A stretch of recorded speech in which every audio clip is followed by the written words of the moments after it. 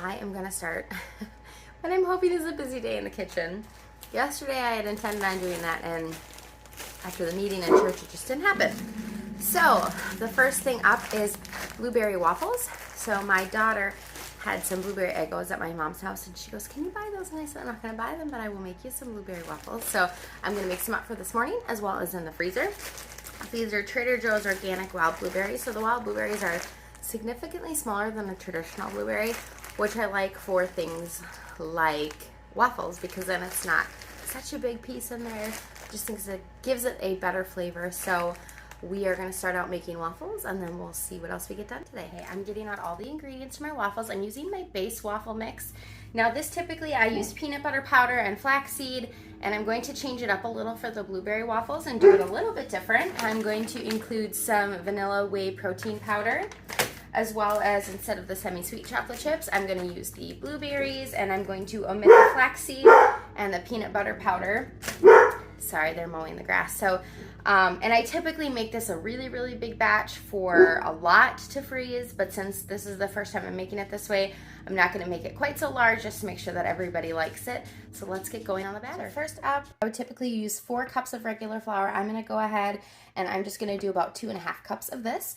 And then next would be wheat pastry flour, and I would typically do 2 cups of that, but I'm just going to do 1 cup of that.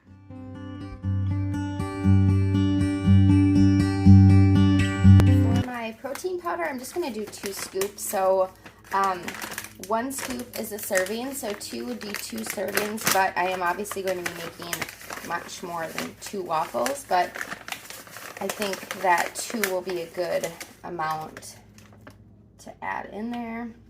This one I just got from Thrive Market. The ingredients were pretty clean. Okay, so 2 scoops of the vanilla protein powder.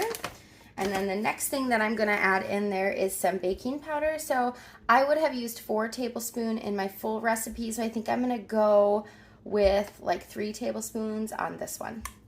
Next would be sugar, and I would typically do a 1/2 cup, but I'm going to do a 1/3 cup.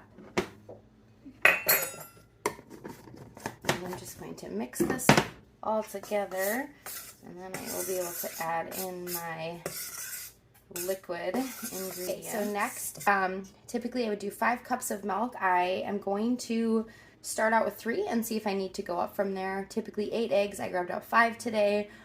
1 cup of melted butter. I'm definitely not going to do 1 cup. I'll probably do maybe like 3/4 of a cup. And then vanilla would be 1 tablespoon, and I'm just going to stick with the same 1 tablespoon.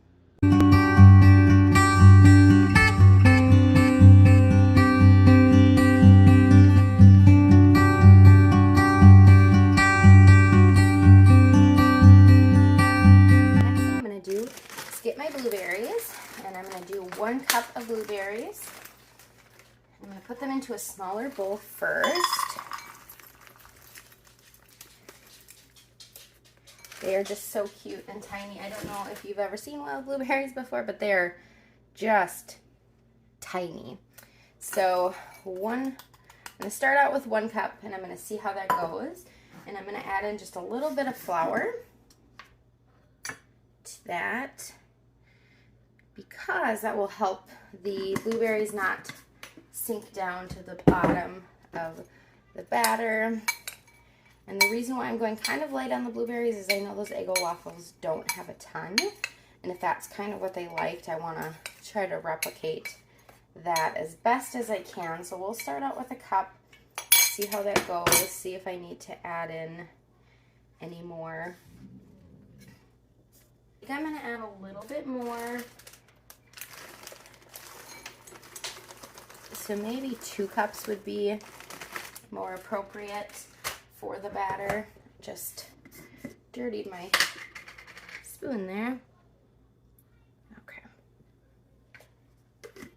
So I think 2 cups would be the way to go for this batter. Again, this is the first time I'm doing it this way, so just making it up. I have done like blueberry waffles and blueberry pancakes, but typically I will blend up the blueberries and use that as like my liquid. So just changing it up a little bit here. Perfect. That looks amazing. So I'm going to get some of this stuff cleaned up, and then I'm going to get my waffle iron sprayed and get the waffles going.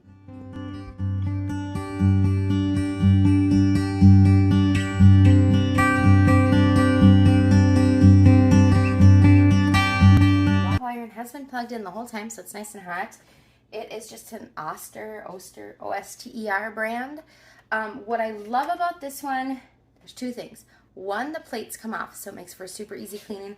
I used to have one of the Belgian ones that you would rotate, but it was so hard to clean.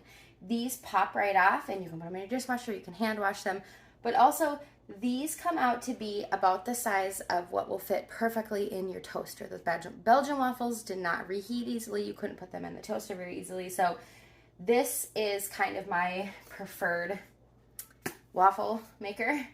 And then I just use some avocado oil spray. I just get this one at Aldi, and just make sure you spray it real well. And I forgot that my ladle must be in the dishwasher still, so I'm gonna grab that quick. My ladle's not clean yet, so I've got just a half cup measuring cup here.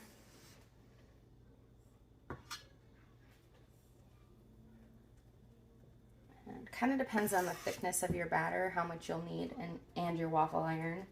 So I do not like when they bust over the edges, so I'm real careful about making sure I try not to fill them too full, because they do poof up, and I kind of watch where the batter goes.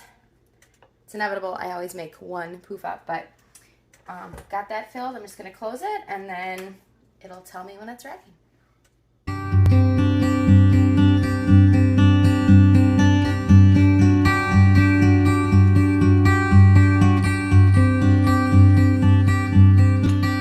Had some leftover heavy cream from dinner last night, and that I whipped up into some whipped cream